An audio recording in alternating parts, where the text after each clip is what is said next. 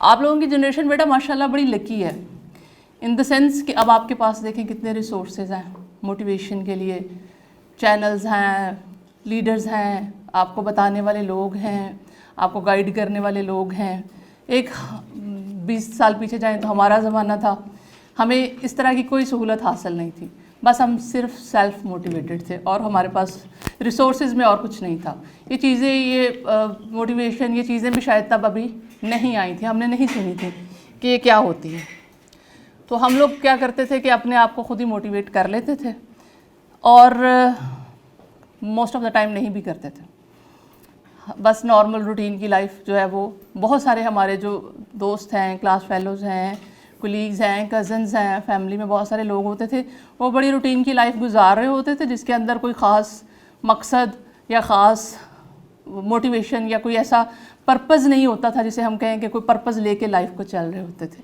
तो आप लोग माशाल्लाह लकी जनरेशन, एक दफ़ा अपने आप के लिए भी तालियां बजाएं कि आप लोगों के पास वो सब चीज़ें अवेलेबल हैं जो आज से जस्ट सिर्फ 20 साल पहले ही हमारे पास नहीं थी। हम लोग थोड़ी सी कंफ्यूज जनरेशन थे, कंफ्यूज इन द सेंस कि हम लोगों को MBA MA BA पहुंचने तक यही हम फैसला नहीं कर पाते थे कि हमने वर्किंग वुमेन बनना है या हाउसवाइफ बनना है, घर बैठना है या काम करना है। ये हमारा एक कन्फ्यूजन और एक डायलेमा होता था। बहुत सारी हमारी कोलीग्स का, फ्रेंड्स का ये डिस्कशन होती थी कि क्या करें, जॉब कर लें, नहीं रहने दो, सुकून है, घर में बैठो, आराम करो, मेकअप शेकअप करो और बच्चे शच्चे पालो और बस क्या ज़रूरत है खपने की जब उसके बगैर भी गुजारा हो सकता है।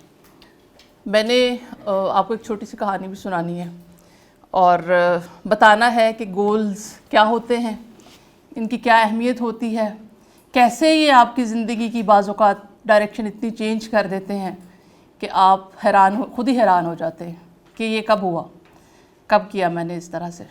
मैंने तो ऐसा कुछ इतना बड़ा शायद मैंने नहीं किया था। तो ये मैं बात कर रही थी कि हम थोड़ा कंफ्यूज थे जनरेशन वाइज कि क्या करें।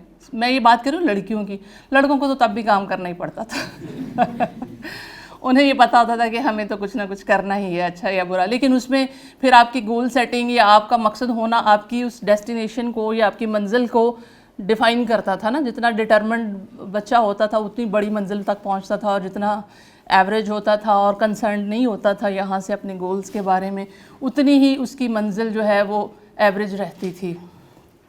खैर, तो जब ये मास्टर्स करी थी मैं, ये 2004, 5, 6 में मैंने किया, 4 to 6, और 7 में मैंने CSS कर लिया। अब ये उससे भी बड़ा सवाल है कि जब आप मास्टर्स तक आई वॉज कन्फ्यूज्ड कि मैंने क्या करना है, क्या मैंने CSS करना है, मैंने जॉब करनी है या नहीं। तो अगर 6 तक आप 5 तक आप इतने कंफ्यूज हों 2005 तक, तो 7 में आप CSS करके पास भी कर लेते हैं, ये कैसे हो जाता है। तो ये बेटा ऐसे होता है कि जब मैं 8वीं क्लास में थी ना, तो कहानी वहाँ से शुरू होती है। 8th क्लास मेरी ज़िंदगी का बड़ा एक जो है ना वो बड़ा टर्निंग पॉइंट है। एग्जैक्टली किसने बोला है? आपने वेरी गुड। तो वो बड़ा एक टर्निंग पॉइंट है। हमारे घर में अखबार आता था, मैं पढ़ रही थी, अपने फादर के पास बैठी हुई थी। उस वक्त हमें कुछ भी पूछना होता था तो हम अपने फादर से डिस्कस करते। तो अखबार में उस दिन CSS का रिज़ल्ट छपा। 8वीं क्लास की बात है, ये 93-94 की बात होगी। शायद तब बहुत सारे आप लोगों से पैदा भी नहीं हुए होंगे अभी हो गए थे नहीं हुए थे एग्जैक्टली। तो मैंने अखबार खोला, CSS का रिज़ल्ट छपा हुआ था, तो मैंने अपने फादर से वैसे ही पूछ लिया कि अब्बू ये CSS क्या होता है। तो हमारे अब्बू की आदत अभी भी है माशाल्लाह, और तब भी थी कि आप एक लफ्ज़ पूछते थे तो वो आगे से 15 मिनट उसको आपको समझाने में लगाते थे कि ये एक मुकाबले का इम्तहान होता है, इसमें लोग सारे बड़े काबिल लोग जो हैं वो अपीयर होते हैं, तैयारी करते हैं, फिर वो पास हो जाते हैं, फिर वो अफसर बन जाते हैं, फिर वो ब्यूरोक्रेट बन जाते हैं, उनको हम ब्यूरोक्रेसी के मतलब उन्होंने पूरा उसको एक्सप्लेन करके मुझे अच्छी तरह से समझा दिया कि CSS क्या होता है। चलें जी, ये भी ठीक है। अच्छा, उस वक्त जब वो आप 8वीं क्लास का बच्चा सुनता है ना, तो उसको बड़ी एक इंस्पिरेशन सी होती है कि ये तो बड़ा मज़ेदार काम है ना, आपने एक इम्तहान पास किया, अब इतने बड़े अफसर बन जाते हैं। उस वक्त मैं चूँकि चीचावती में रहती थी, चीचावती से मेरा ताल्लुक़ है, और चीचावती में मेरा ख्याल है नज़दीक क्या दूर दूर भी कोई ब्यूरोक्रेट नहीं था शायद। और इस तरह सामने जैसे आप लोग, मुझे इस तरह तो कभी नहीं देखा था मैंने CSS करने तक 8वीं में तो खैर क्या ही बात है, क्या ही देखना था 8वीं क्लास में। तो मैंने उस वक्त अपने अब्बू से ये कहा मैं भी CSS करूँगी। तो उन्होंने कहा बेटा ज़रूर करना। बात आई गई हो गई, वो भी भूल गए, मैं भी भूल गई। बच्चे जज्बात में ऐसी बातें कह ही जाते हैं। मैट्रिक मतलब फिर उसके बाद एक रूटीन की लाइफ चल रही थी, जैसे आप लोगों की भी मैट्रिक FA में थी। पढ़ भी लिया, सो भी लिया, खा भी लिया, TV भी देख लिया। अब तो माशाल्लाह आप लोगों का सोशल मीडिया भी है, उस पर भी काफ़ी सारा टाइम लग जाता होगा। वो करते कराते FSC की, FSC में फिर कहीं FSC शायद या तो मुश्किल लगी या फिर वैसे ही कहीं जहन में ये गोल था कि CSS के लिए तो MA इंग्लिश करना पड़ेगा, तो फिर FSC का तो कोई जोड़ नहीं है उससे, ये तो मेडिकल की तरफ लेके जा रही है। मेरा ख्याल है मुश्किल ज़्यादा लगी होगी, ये तो बहाना ही होगा कि ये मुझे मैं CSS करना। मैंने FSC पास कर ली, फिर BA कर लिया। BA करने के बाद फिर MA इंग्लिश का, चूँकि शुरू से ये भी उसके साथ पता चला था कि MA इंग्लिश वाले ज़्यादा कर लेते हैं, MA इंग्लिश करना है। और हमारी फैमिली में एक मेरे कज़न थे, उन्होंने MA इंग्लिश किया भी हुआ था, और वो हमारे ख़ानदान के सबसे पढ़े लिखे आदमी थे। तो वो बहुत बड़ी एक एग्ज़ाम्पल थे, इंस्पिरेशन थे हम जैसे बच्चों के लिए कि MA इंग्लिश करना बहुत आला तालीम याफ्ता हो जाना होता है। वो करना शुरू कर दिया। वो भी इस तरह किया कि एडमिशन अप्लाई किया दिन ज़किया यूनिवर्सिटी में, और मेरे अच्छे नंबर थे, मुझे किसी भी और सब्जेक्ट में एडमिशन मिल जाता, सिर्फ इंग्लिश में नहीं मिला। खैर मैंने दोबारा अगले साल फिर अप्लाई किया, फिर नहीं मिला। 2-4 नंबरों से मैं लिस्ट पे रह जाती थी। फिर मुझे इवनिंग में मिल गया। तो इवनिंग में मुझे लगा कि इट्स वेरी एक्सपेंसिव, मेरे फादर के लिए एक एक्स्ट्रा बर्डन होगा। हम माशाल्लाह 7 बहन भाई हैं, तो सारे पढ़ रहे थे, कोई BA कर रहा था, कोई MA कर रहा था, कोई अभी स्कूल में था, 3-4 जो स्कूल कॉलेज में थे। तो ये सब सारों के हिसाब से थोड़ा सा ज़रा मुश्किल हो जाएगा, तो उनको इस मुश्किल में नहीं डालना चाहिए। वो तो मना नहीं करेंगे, लेकिन आपको ख़ुद ही एहसास होता है ना अपने पेरेंट्स का कि ये उनके लिए थोड़ा डिफ़िकल्ट होगा, इवनिंग में ज़्यादा एक्सपेंसिव है। मैंने कहा कि मैं प्राइवेट ही तैयारी कर लेती हूँ।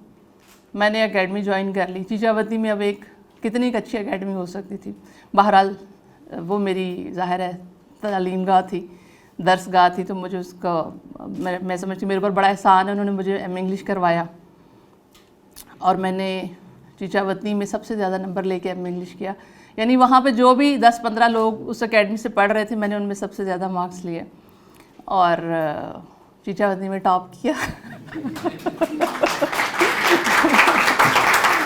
अब जिस दिन मेरा सेकंड पार्ट का लास्ट पेपर था, उस दिन पता नहीं ऐसा क्या हुआ, शायद एग्ज़ाम के दिनों में आप बहुत मोटिवेटेड होते हैं, बहुत पढ़ के आपको किताबें पढ़ने की आदत पड़ चुकी होती है, आपका दिल चाह रहा होता है कि जैसे ही ख़त्म हो तो आप कुछ और पढ़ें। शायद उसी फीलिंग में, उसी कैफियत में मैंने भी अपने अब्बू से कहा कि मुझे CSS की किताबें लेनी है। अब ये नहीं कि 8वीं से ऑनवर्ड मैं कोई उसको लिख के कहीं पे अयादा कर रही थी सज़म का कि मैंने CSS करना है, लेकिन जस्ट कहते हैं ना कहीं वो रजिस्टर हो चुका हुआ था, वो गोल कहीं ना कहीं आप बना चुके हुए थे।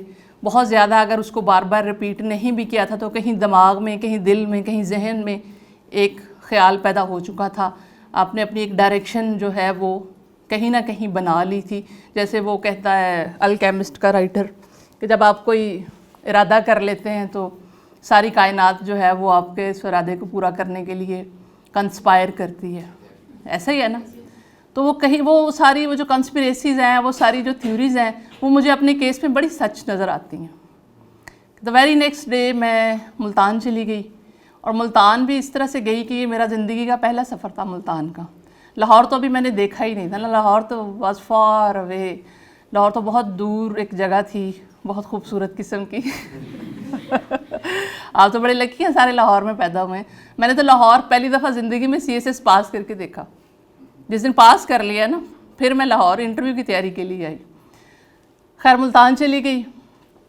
आप लोग बेटा अगर कहीं पे इंटरप्ट करना चाहें तो कर भी सकते हैं, अगर कुछ पूछना चाहें तो मोनोलॉग ही ना रहे ना थ्रू आउट। तो मुल्तान चली गई, अपने भाई को बताया, मेरी सिस्टर वहाँ रहती थी, तो अपने भाई को बताया कि मैं यहाँ पे आई हूँ CSS की किताबें लेने के लिए। वो बड़े हैरान परेशान हैं, इसको बैठे बिठाए अचानक क्या हो गया। लेकिन अब जाहिर है वाइफ की बहन हो तो बंदा ऐसे मना भी नहीं करता, चलो उसको लेने दें किताबें। वो मुझे मेरे साथ चले गए, हमने किताबें ख़रीदी। किताबें भी हमने इस तरह से ख़रीदी कि हमें नहीं पता था कि कौन सी किताब लेनी है, बस ऐसे ही हमने बुक शॉप पे जाकर हमें CSS की किताब में लेनी, उनका ये पढ़ी हुई ले लें इधर से। ज़ाहिर है बुक स्टोर ने तो आपको गाइड नहीं करना था ना कि आपने कौन कौन सी किताब उठानी है और कौन सी नहीं, आपने बताना था मुझे ये बुक चाहिए। खैर हम आधा पौना घंटा वहाँ लगे रहे, कुछ ना कुछ 5-7 किताबें उठा ली। वापस आ रहे थे तो एक जगह पे एक बैनर लगा हुआ था कि CSS की तैयारी कीजिए, 9 नंबर चुनिए अगर किसी का कभी मुल्तान जाने का इत्तेफाक हुआ। वहाँ पे वो भी देखा हम दोनों ने, भाई ने कहा इसको भी विज़िट ना कर लें, देखते हैं। उन्होंने कहा जी आ जाएं, आपको तैयारी करवाते हैं। एकेडमी बनी हुई थी तो एकेडमी ज्वाइन कर ली। मतलब दिस वन डे, एक ही दिन जिसके अंदर आपने किताबें भी ले ली थोड़ी सी, और आपने उसी दिन आपको अल्लाह ताला ने एकेडमी भी दिखा दी और आपने ज्वाइन भी कर ली। तो ये थी वो कॉन्स्पिरेसी जिसको मैं कह रही थी कि जब यूनिवर्स आपके लिए चल पड़ती है, आपके रास्ते हमवार कर रही होती है।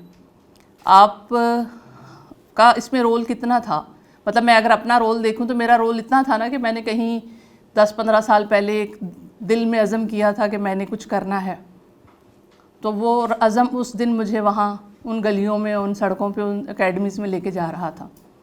तो ये कितना ज़रूरी होता है कि आप अज़म भी बड़ा करें। तो अगर मैं अज़म ये कर लेती कि मैंने कोई बहुत ही छोटी सी कोई या कुछ भी नहीं करना, तो वो शायद मुझे वहीं रखता जहाँ पे मैं ऑलरेडी थी। ये अज़म और ये इरादा और ये गोल इतना ज़रूरी होता है लाइफ में। खैर एकेडमी ज्वाइन कर ली, थोड़ा कोई महीना डेढ़ पढ़ा। ये बात है मार्च अप्रैल 2006 की। तो उस वक्त एग्ज़ाम मई में होता था। मई में तो मैं ज़ाहिर है अपीयर नहीं हो सकती थी, तो एकेडमी में जो लोग थे वो सारे उसी साल अपीयर हो रहे थे, 5-10 जितने भी लोग थे। जब वो मुझसे पूछते थे आपने फॉर्म सबमिट कर दिया, तो मैं कहती थी नहीं मैंने नेक्स्ट ईयर देना है। और अभी मुझे जुमा 8 दिन हुए थे CSS की किताबें लिए हुए, और मैंने उन्हें बताना शुरू कर दिया था कि मैंने नेक्स्ट ईयर देना है। अच्छा 2-3 महीने, चूँकि मैं अप्रैल की बात है तो वो एकेडमी बंद हो गई, ज़ाहिर है उसके एग्ज़ाम में था, टाइम थोड़ा रह गया था, सेल्फ़ स्टडी पे चले गए लोग। मैंने मज़ीद एकेडमी की गाइडेंस से, टीचर्स की गाइडेंस से कुछ और किताबें उसमें ऐड की, और मैं भी वापस अपने घर टीचावतनी आ गई। फिर जो है वो सितंबर में वो PMS की तैयारी करा रहे थे, एकेडमी से मुझे कॉल आई कि हम PMS की क्लास करा रहे हैं, अगर आपने आना है तो आ जाएं। मैं फिर चली गई, मैंने फिर जाके PMS की कोई 15-20 दिन महीना क्लास ली, गाइडेंस ली। और PMS का एग्ज़ाम उस वक्त होता था नवंबर में। उसको मैंने इसलिए भी अटैम्प्ट किया कि मुझे थोड़ी सी तैयारी भी हो जाएगी, मुझे आइडिया भी हो जाएगा, और हो सकता है मैं PMS क्लियर भी कर जाऊँ। और देखिए मैंने PMS सारे का सारा क्लियर भी कर लिया। सिर्फ मैं जनरल नॉलेज के पेपर में फ़ेल हुई, वो भी MCQs का होता था और उसमें नेगेटिव मार्किंग होती थी। आप समझते हैं ना कि अगर मैंने 50 नंबर लिए हैं और मेरे लेकिन 50 ही गलत भी हुए हैं तो मेरे 12 नंबर कट जाएंगे उन 50 के लिए। समझ है ना, वो नेगेटिव मार्किंग आपके नंबरों में से गलत वालों के नंबर कटते थे, वो कुछ इस तरह का सिस्टम था। वो इस वजह से मेरा PMS खैर पास नहीं हुआ। बट एनी हाउ 2-3 महीने मैंने किताबें खंगाली, कोई सब्जेक्ट वगैरह अपने CSS के फ़ाइनल किए, उसमें ऑप्शनल्स रखने होते हैं। मुझे सर बता रहे थे यहाँ पे भी काफ़ी सारे लोगों का जो गोल है वो CSS का भी है कुछ लोगों का। चलें गुड, आप लोगों के लिए तो फिर थोड़ा सा इंटरेस्टिंग होगा। तो मैंने ऑप्शनल सब्जेक्ट फ़ाइनल किए, थोड़ी बहुत किताबें हो गई थी उस वक्त तक मेरे पास जमा, उनको पढ़ा और तैयारी शारी शुरू की। इस दौरान में जो हमारे इर्द गिर्द लोग थे वो उनका वही काम था जो इर्द गिर्द वालों का होता है। आधे आपका मजाक उड़ाते हैं, आधे आपकी टांगें खींचते हैं कि ए देखो नहीं होना, छड्डो परे, ए तू की काम शुरू कर ले। समझते हैं ना, इस तरह के लोग होते हैं कि ये इतना आसान नहीं है कि तो तुम उठ के CSS कर लोगी, तो ये लो इसने CSS को ऐसे ही मजाक समझा हुआ वगैरह वगैरह। मैंने अच्छा उस वक्त क्रिटिसिज्म को या रेजिस्टेंस को हम काफ़ी इम्यून होते हैं उस एज में, हम पे इतनी असर नहीं करती। अब तो हमें बड़ी जल्दी बात महसूस हो जाती है ना, उस वक्त इतनी महसूस नहीं होती। आप लगे होते हैं, जो आपके दिल में होता है, जो मकसद होता है ना, बस आप उस पर डटे होते हैं। बाकी कामों के लिए आप अपने कान बंद कर लेते हैं, बातों के लिए। आप लोग भी ऐसे करते हैं कि नहीं? करते हैं ना। जो चीज़ आपके दिल में होती है, जो आप करना चाह रहे होते हैं, वो उसके लिए आप डट जाते हैं। तो डटना भी चाहिए, ये अच्छी बात होती है। जो चीज़ आपको सही लग रही है, जो आपका दिल चाह रहा है करने को, वो आपको ज़रूर करनी चाहिए। तो मैंने जनाब किया उसको, तैयारी थोड़ी बहुत की। फिर 15-20 दिन रह गए थे, वो जो एक फियर ऑफ एग्ज़ाम होता है ना कि नहीं मेरे से पता नहीं वाकई होगा कि नहीं होगा, तो ये तो बाकी सब लोग ठीक ही कह रहे थे, मैंने तो इतनी तैयारी भी नहीं की। 20 दिन पहले मैंने अपनी अम्मी को समझाया कि नहीं इतना भी आसान नहीं होता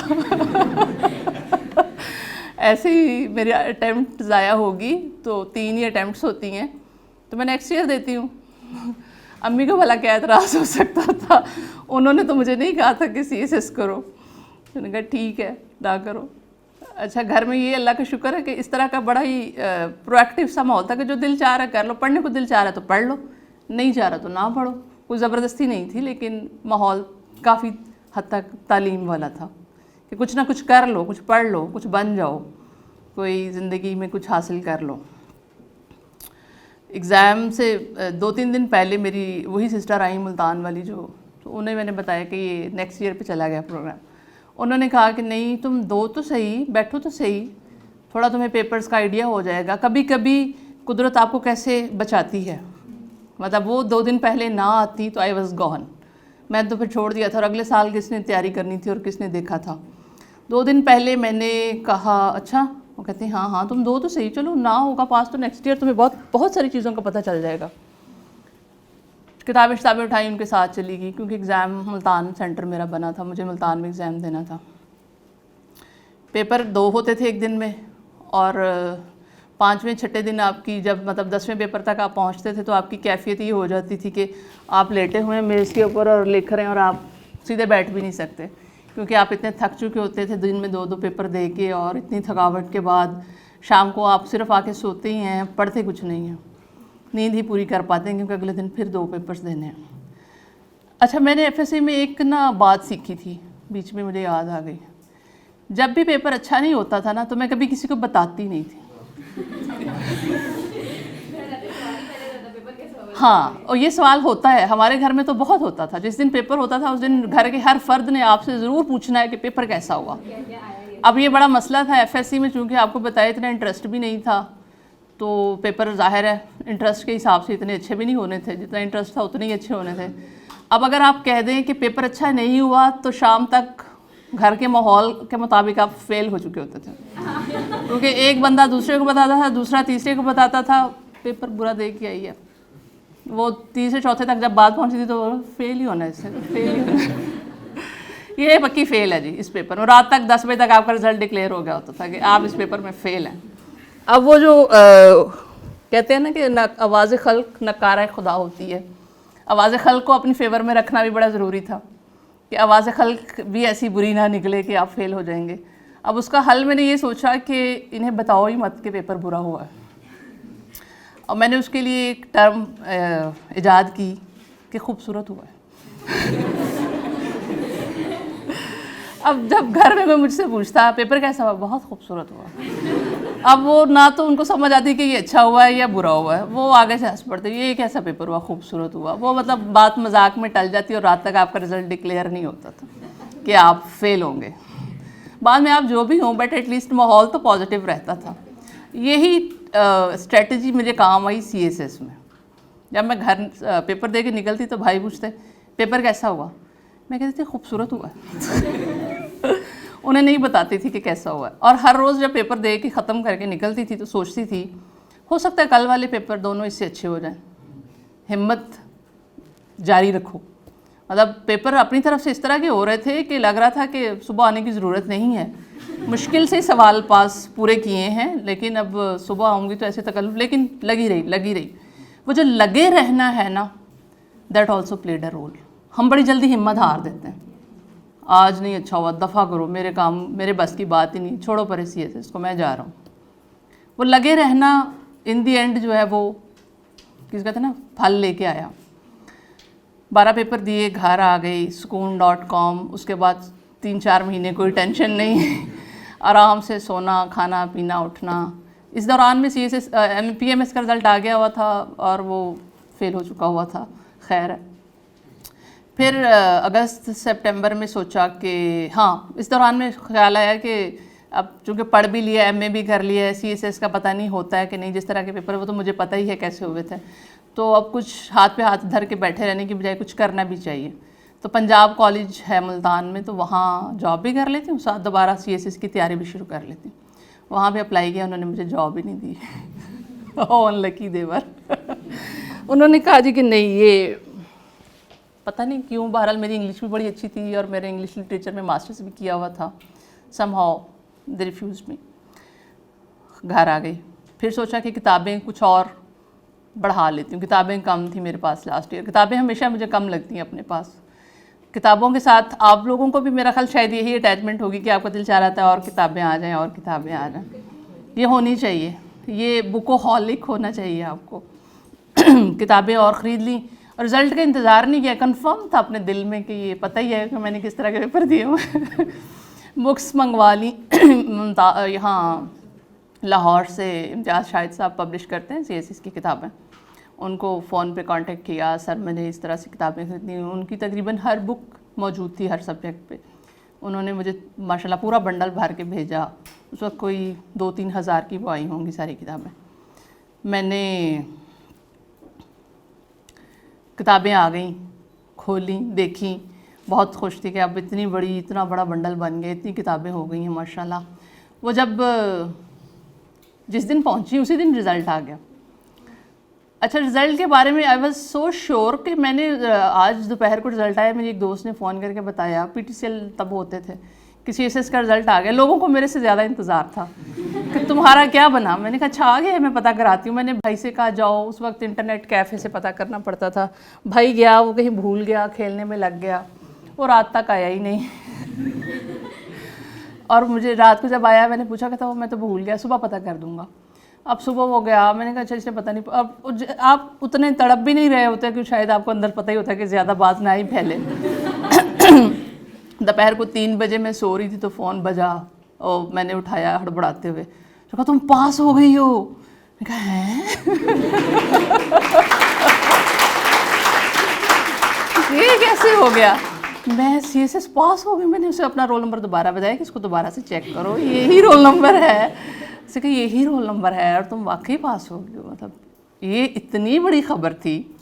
और इस बैकग्राउंड के साथ जो मैंने अभी आपको बताया है, ख़ानदान में आपकी इज़्ज़त और आपका मुकाम एकदम से जनाब कहीं का कहीं पहुंच गया। आप ख़ानदान के पहले CFP अफसर बन गए, और वो भी पहली अटैम्प्ट में, और वो भी उन हालात में जो मैंने आपको बताएं, जिस तरह से मैंने पढ़ा। अब घर में मेरे बारे में डिस्कशन हो रही, इसको अब तैयारी करवाएं इंटरव्यू की लाहौर से। आपने पढ़ी है ना पुरानी किताबों में कि जब कोई बच्चा काबिल निकल आता तो उसके मुस्तकबिल के बारे में इसको कहीं लाहौर से अच्छी जगह से तैयारी करें। इम्तियाज़ शाहिद साहब ने बड़ा अच्छा गाइड किया। सो ऑल दीज पीसीज जब मैं अब इनको ज्वाइन करती हूँ तो वो एक स्टोरी बन जाती है। इम्तियाज़ शाहिद साहब का उस वक्त कांटेक्ट में आना, अगर वो उस वक्त मैं उनसे किताबों के लिए कांटेक्ट ना करती तो शायद मैं इंटरव्यू के लिए तो बिल्कुल ही ना करती। और मैं अपने आप के बारे में इतनी अनश्योर थी कि पास करने के बाद भी सोच रही थी कि अब जो किताबें मंगाई हैं इनका क्या करूँ। उन्हें मैंने फ़ोन करके बताया सर मेरी किताबें आ गई हैं लेकिन मैं पास भी हो गई। वो बहुत हैरान हुए, आपने एग्ज़ाम दिया हुआ था? मैंने कहा जी सर मैंने दिया हुआ था। तो फिर आप ऐसे करो कि इंटरव्यू की तैयारी लाहौर से करो, और अगर आप इंटरव्यू भी पास कर गई तो बस फिर तो काम ख़त्म। अच्छा, फिर मुझे उस वक्त पता चला कि अच्छा नेक्स्ट स्टेप इज़ इंटरव्यू, और अगर इंटरव्यू पास कर लिया तो फिर काम कंप्लीट है। फिर मैंने लाहौर का कसद किया, और लाहौर उस दिन पहली दफ़ा यहाँ पे ठोकर के पास उतरी मैं। लाहौर को उस दिन पहली दफ़ा देखा। एकेडमी, ये जो किप्स एकेडमी है वो ज्वाइन की। वहाँ जाके शाम को इम्तियाज़ शाहिद साहब ने रेफ़र की कि आप एकेडमी चली जाएं और वहाँ फ़लाँ साहब हैं आबिद साहब, उनसे मिलें, और वो इंटरव्यू की तैयारी बहुत अच्छी कराते हैं। सर को जाके बताया, और ऐसे ही उसी शाम पहली क्लास इंटरव्यू की मैं ले रही थी आप लोगों की तरह। मुझे अभी भी याद है कि वो ज़िंदगी का मेरा पहला दिन था जब मैंने उस दिन ज़िंदगी में पहली मरतबा इंग्लिश में अपना इंट्रोडक्शन कराया, इंग्लिश लिटरेचर में MA करने के बावजूद। क्यों? क्योंकि हम छोटे शहरों के लोग इंग्लिश लिटरेचर पढ़ बहुत अच्छा लेते हैं, लिख भी बहुत आला लेते हैं, लेकिन हमें बोलना नहीं आता, क्योंकि हमें कोई बोलना सिखाता ही नहीं वहाँ पे। तो मैंने अटक अटक के जब कहा my name is Shaista Rahman and I am from, तो वो ही वॉज सरप्राइज्ड कि ये CSS ही पास करके आई है ना। तो बेटा आप लोग never count your shortcomings, always count your blessings, always always count your blessings. हमेशा अपने प्लस पॉइंट्स को देखें कि वो कितने कितने हैं, और सोचें कि वो लोग, वो मेरे जैसे लोग जो छोटे शहरों से उठते हैं, जो ज़िंदगी में एक दफ़ा मुल्तान जाते हैं और एक दफ़ा लाहौर आते हैं, वो अगर CSS पास कर सकते हैं, वो कुछ अचीव कर सकते हैं, तो आप लोग तो पैदा ही मैं कहूँगी कि मुंह में सोने का चम्मच, in the sense of resources, in the sense of opportunities. ठीक है, तो कभी भी आप लोग इस चीज़ को ना सोचो कि मेरे पास क्या कम है, हमेशा ये सोचो कि मेरे पास क्या क्या है जिसको मैं यूटिलाइज़ करके तो कुछ बन सकता हूँ। उन्होंने तैयारी स्टार्ट करवा दी और घर से अब्बू ने कहा कि आपने 4 महीने वहीं एकेडमी के हॉस्टल में ही रहना है ताकि आप उस माहौल में अच्छी तरह से अंग्रेज़ी बोलना सीख जाओ, और उसका बहुत फ़ायदा हुआ। मेरे ही मतलब मैंने चूँकि फ़र्स्ट टर्म में एग्ज़ाम पास किया था, तो मेरे मार्क्स को बहुत शाइनिंग, बहुत हाई फाई नहीं थे। तो लेकिन वो जो मैं वहाँ 4-5 महीने रही, इंटरव्यू में इतना टाइम लग गया था, उस दौरान में मैं मुसलसल प्रैक्टिस करती रही, इंटरव्यूज़ देती रही। अंग्रेज़ी आती तो थी, बोलनी ही सीखनी थी ना, बाकी पीछे ग्रामर शामर सब ठीक था। वो सीखती रही। उसका बहुत अच्छा इम्पैक्ट आया, अच्छा ग्रुप मिल गया, यानी कि पुलिस मिल गई। हमारे यहाँ 2-3 ग्रुप्स में ही लोगों की ज़्यादा वो होती है कि अगर ये मिल गया, तो स्पेशली देहात में तो बहुत ज़्यादा आप समझ लें कि पुलिस और DMG ज़्यादा वो लोग प्रेफर करते हैं। तो वो अच्छा ग्रुप मिल गया, पुलिस मिल गई। तो ये सारी चीज़ को जब मैं पीछे पलट के देखती हूँ कि वो लड़की जो 2005 में तो अभी ये लिख के देख रही थी कि क्या करूँ, हाउसवाइफ बनूँ या वर्किंग वुमेन बनूँ। वो 6 और 7 में अचानक ऐसा इंकलाब क्या आया कि वो CSS पास कर गई, पुलिस में चली गई।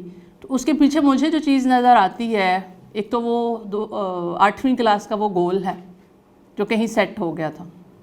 फिर अल्लाह ताला आपको उन तमाम हालात और उन तमाम चीज़ों की तरफ ख़ुद ही लीड कर देते हैं। और दूसरी चीज़ जो मुझे सबसे ज़्यादा नज़र आती है मेरी अपनी तमाम कामयाबियों के पीछे, वो मेरे पेरेंट्स की दुआएं नज़र आती हैं। अच्छा, 8वीं क्लास का मैंने पहले जिक्र किया ना कि ये बड़ा स्पेशल ईयर है। 8वीं क्लास में ही एक और भी इनकलाब रूनुमा हुआ। वैसे तो घर में सब बच्चे एक जैसे ही होते हैं, थोड़े एवरेज इन द सेंस कि वो इतने कोई केयरिंग नहीं होते अपने पेरेंट्स ही केयर करें ना, हमारा क्या काम कि हम केयर करें।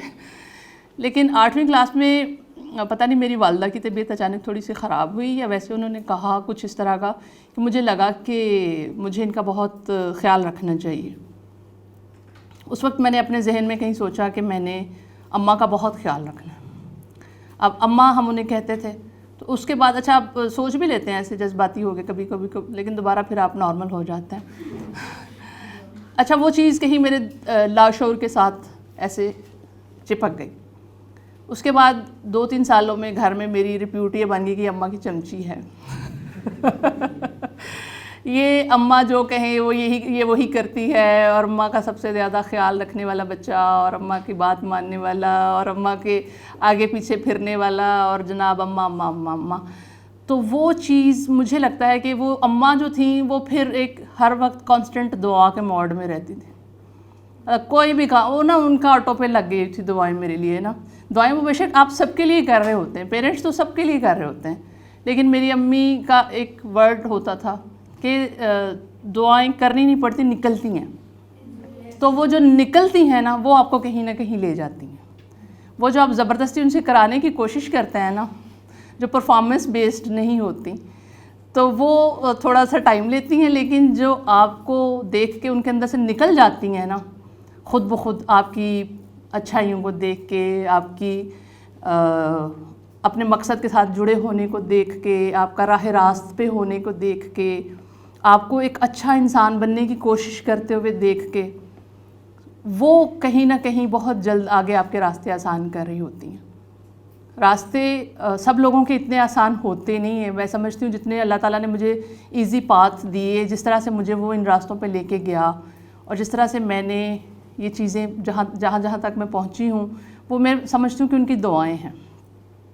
तो आप लोगों के में से भी मैं ये कहूँगी जिनके पास भी माशाल्लाह पेरेंट्स हैं, मदर हैं, फादर हैं, जो भी हैं, वो उनकी दुआएं ज़रूर इस तरह से अपने पीछे लगा लें कि दिन रात वो आपको फॉलो करें, जैसे आप लोग इंस्टाग्राम पे एक दूसरे को फॉलो करते हैं सारा दिन जैसे आजकल हम लोग सोशल मीडिया को यूज़ करते हैं और उसमें फॉलोइंग तो अब बहुत एक कॉमन चीज़ बन गई ना, आप सबको पता है इसका।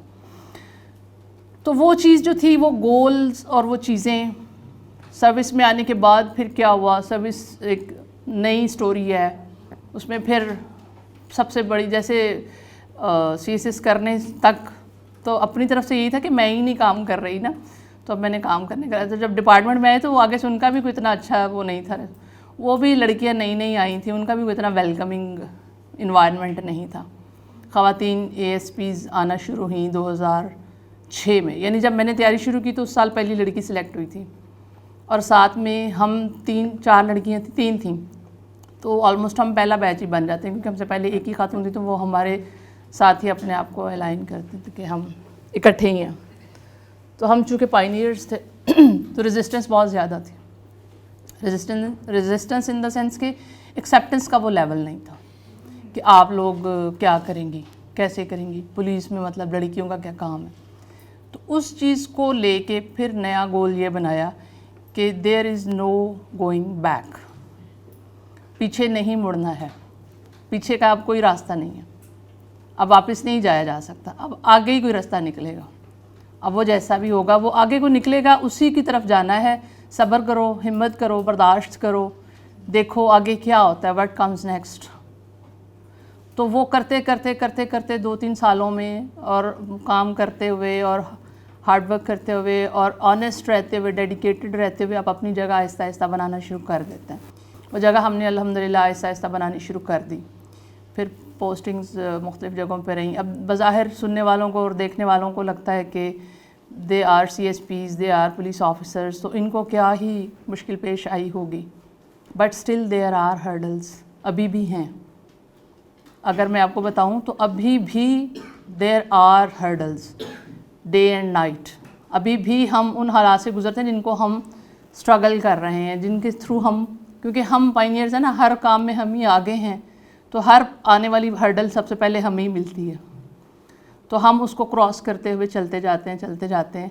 हम लोग अपने लिए ये कहा करते हैं कि हम रिटायरमेंट तक पिछलों के लिए, सबके लिए रास्ता ही बना आ जाएं तो बड़ी बात है, ठीक है ना। तो हम वो रास्ता बनाने वाले हैं जो आगे रास्ता बना रहे हैं। थोड़ा सा प्रेजेंटेशन को भी साथ साथ चला लें। इंटरव्यू बेटा मेरा बहुत अच्छा रहा। क्वेश्चंस मेरे 4-5-6 क्वेश्चंस हुए, कोई 20-25 मिनट का इंटरव्यू हुआ। इंटरव्यू में उन्होंने मुझे मैंने जो साइकोलॉजी का टेस्ट, हमारा साइकोलॉजिकल टेस्ट होता है ना, उससे पहले उसमें आप अपने फेवरेट बुक्स और फेवरेट पर्सनालिटीज़ और इवेंट्स वगैरह लिख के आते हैं कि क्या क्या अहम वाक़यात अभी हुए हैं करंट अफेयर्स में वगैरह वगैरह। वो उससे मुतालिक उन्होंने 1-2 सवाल किए।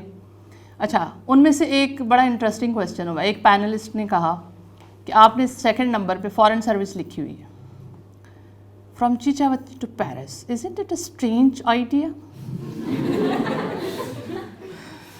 उनको लगा कि चिचावती से डायरेक्ट सीधा पेरिस ही जा रही है, मतलब फॉरेन सर्विस में फॉल करना चाह रही है। तो इसने देखो कितना बड़ा ख्वाब देख लिया। पहले नंबर पे DMG रख लिया, दूसरे पे फॉरेन सर्विस रख ली और तीसरे पे पुलिस रख ली। How dairying. अच्छा, मैंने उससे पहले ज़िंदगी में कभी कोई इंटरव्यू भी नहीं दिया था, इंटरव्यू के एटिकेट्स भी नहीं आते थे, सीधा सीधा सच्चा खरा जवाब दे नहीं आता था। मैंने कहा why sir, if I deserve it why can't I do go to foreign service, मतलब इस तरह का करके उनको बड़ा तीखा सा जवाब दिया। तो मुझे लगता है कि उस तीखे जवाब से उन्हें लगा कि फॉरेन सर्विस से ये पुलिस में ज़्यादा ठीक रहेगी। कभी सुना है कि जब CSS का जब इंटरव्यू होता है तो वो आपकी फील्ड से समटाइम ऐसा होता है कि वो हट के सवाल पूछते हैं, मैक्सिमम ऐसा सुना है कि वो हट के सवाल पूछते हैं। तो वो बेटा आप लोगों को मैं एक बात बताऊं, सबसे ज़रूरी और सबसे पहला आज करने वाला काम ये है कि take out all of your fears from your head. जब इंटरव्यू आएगा तब देखा जाएगा, ठीक है ना, इसको आज अपना रूल बना लो, जब आएगा तब देखा जाएगा। आज ही अगर आप सारा दिन इंटरव्यू के लिए परेशान होते रहे तो ये जो टाइम है, ये जो एनर्जी है, जो इस वक्त आपको किसी ऐसे काम पे कंज्यूम करनी चाहिए जो आपको वहाँ तक ले जाए जो आपने सोचा है। तो अगर आज सारा दिन आप इंटरव्यू के सवालों पे परेशान होते रहे, हो सकता है वो आपसे आपकी फील्ड के सवाल पूछ लें, हो सकता है इंटरव्यू इतना मुश्किल आए ही ना, या ये भी हो सकता है कि जितना भी मुश्किल आए आप उस वक्त इतने कैपेबल हों, इतने प्रिपेयर्ड हों कि आप उसको ऐसे मिनटों में हल कर लें, डील कर लें, सवालों के जवाब दे दें, कॉन्फिडेंट रहें। आपको अचानक से कोई जवाब ऐसा सूझ जाए कि जो पैनल को क्लिक कर जाए कि वाह क्या बात की है। तो बेटा ये सारी चीज़ें जो है ना जो आपने आगे अभी अचीव करनी हैं, उनके लिए परेशान होना छोड़ दें। हाँ, मेहनत करें, स्ट्रगल करें, अटेम्प्ट करें, लेकिन टेंशन ना लें, जस्ट यहाँ से इसको कूल रखें, ये बड़ा ज़रूरी है। हम लोग, हमारे बच्चे हैं ना आजकल, आपकी एज के हमारे घर में भी बच्चियाँ बच्चे हैं, तो मैं देख रही होती हूँ कि वो ऐसी ऐसी बातों को लेके परेशान हो रहे होते हैं जो भी शायद 3-4 साल बाद पेशानी होती हैं। तो वो लेकिन परेशान आज ही इतना ज़्यादा हो रहे होते हैं कि ये शायद हमें, हमारे यहाँ जितनी भी अब गाइडेंस है, घरों में अभी उतना गाइडेंस वाला माहौल शायद नहीं अवेलेबल। घर में हर वक्त कोई आपकी काउंसलिंग करने के लिए ना तो शायद फारिग है, या शायद उन्हें आइडिया नहीं है कि किस तरह से आपको काउंसिल करना है, क्या बात आपको समझानी है, कैसे आपको बताना है कि बी रिलैक्स्ड। सबसे पहले आप लोग मेंटली इसको रिलैक्स करें, फिर उसके ऊपर अटैक करें, इसके ऊपर हमला कर दें। मेहनत से करना पड़ रहा है, पढ़ाई से करना पड़ रहा है, कुछ सीखना पड़ रहा है, कोई नई स्किल सीखनी है, कुछ पढ़ना है, कुछ सीखना है, उसको सीखें। जब आप सीख लेंगे तब आप देखेंगे कि अब और तब में कितना फ़र्क है। तो द रियल थिंग इज़ कि उसको सीख लें। जी बेटा। Ma'am, during the time period CSS आपके जो सेल्फ मोटिवेशन के सोर्सेज क्या क्या थे, और तब जो एक फियर था आपने उसको कैसे मैनेज किया? अच्छा, उसके लिए अब मैं अगर बताऊंगी तो आप सब लोगों को हैरत होगी, लेकिन मैं सेल्फ मोटिवेशन तो मैं अपनी आप की खुद ही थी कि मैंने शुरू कर लिया था तो अब मैंने करना है। उस वक्त मैंने बताया ना कि इतने हमारे पास रिसोर्सेज नहीं थे। चीचावतनी में तो बिल्कुल ही कोई सीएसपी का मैंने दूर दूर तक कभी नाम भी नहीं सुना था।